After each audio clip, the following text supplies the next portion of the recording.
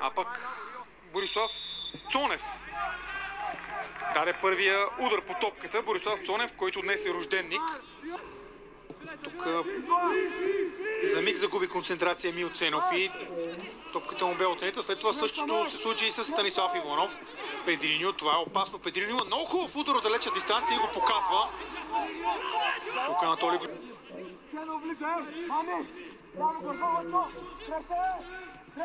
Педриньо към Емил Ценов, той към Аталис. Дали няма да видим още един удар, точно така. И отново точен, и отново проблеми за Анатолий Господинов, който бе принуден тук да избие. Така пък стоят нещата, когато говорим за Чинон Зоофор, който е изключително опасен. Сега опити за далечен удар на Борислав Цонев. Тук Петър Маринов. Борислав Цонев ще изпълнява този ъглов удар в 22-та минута на двубоя. Станислав Иванов, късо подаване към него, отново Цонев. Добър финт на Борислав Цонев, вече в наказателното поле центриране с левия крак към Офор. Добре изиграха това положение гостите.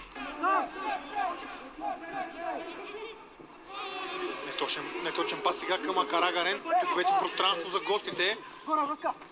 Принцо Кизие центрира към Чинон Зоофор и резултатът е открит в 27-та минута.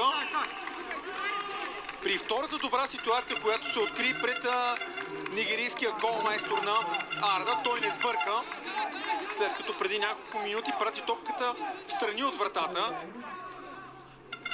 Този път неговия сънародник Принцо Кизие му достави отлично.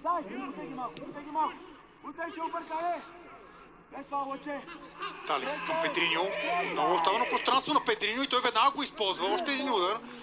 Естествено, Чинон Зоофор там също важи и за Пламен Кръчунов и Милен Стоев. Ето го подаването. Много Офор успя да играе с топката. Този път ударът по сякаш бе блокиран.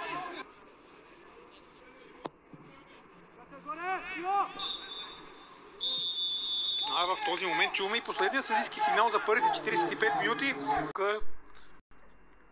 Ще застане на мястото, където действаше Педриньо. Бразилецът пък вече ще действа отляво по нападението. Първи опит Сердюк да бъде замесен в играта. Тук добре овладя Евгений Сердюк. Опитът комбинира с Карагарен. Неуспешен. Но първо добро отиграване на Евгений Сердюк. Сега удар по него няма. Какъв пропуск на Евгений Сердюк. Отбележи. Бирсен Карагарен тук с страхотен удар по диагонала. Успя да преодолее Анатолий Господинов. Мал шанс за него, че топката срещна гредата. След това очевидно неподготвен за Лъчезар Котев. Ще избере Педриньо. Точно така, директен удар, отново точен и топката е във вратата на Анатолий Господинов.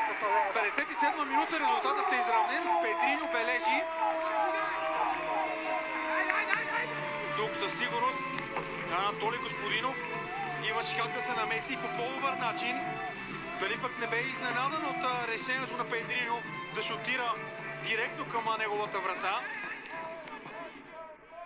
Но едно е факт, ЦСКА 1948 успява да изравни резултата. Тук много коварно топката тупна точно пред плонжа на Анатолий Господинов и може би това затрудни вратарят на Арда. Но със сигурност той имаше как в досегашните 10 в боя 5 победи за домакините в днешния ден. 3 равенства и 2 успеха за Арда. Сега се получи леко напрежение. Борислав Цонев. Тук вече нарушението е отсъдено в полза на ЦСКА 1948, а Борислав Цонев ще бъде изгонен с директен червен картон в тази 64-та минута. В 64-та Борислав Цонев бе изгонен. Разбира се, това, че е човек по-малко на терена не означава, че гостите не могат да спечелят двубоя. Сега удар на Педриньо от далечна дистанция, встрани от вратата. Омарбаев сега. Омарбаев спечели доста терен, комбинира с Джонатан Перейра, който центрира. Деян Лозев успя да избие след това далечен удар на Симеон Василев, отразен от Анатолий Господинов. Точно да продължи към Тонислав Йорданов. Това е Талис, но няма да видим още едно нападение. Точно обратното. Кристиян Колев слага край на този двубой.